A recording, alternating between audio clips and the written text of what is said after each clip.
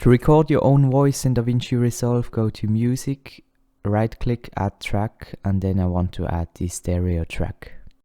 I then go to Audio Channel 2, click on Input, and then you can see that my Rode microphone is showing up, so I just left click both of them and link them to the audio to left and right and hit Patch. All you need to do now is close this window. Then hit Arm for record. And as you can see, while I'm speaking, the levels go up. And I then need to just press on record to finally start recording my voice.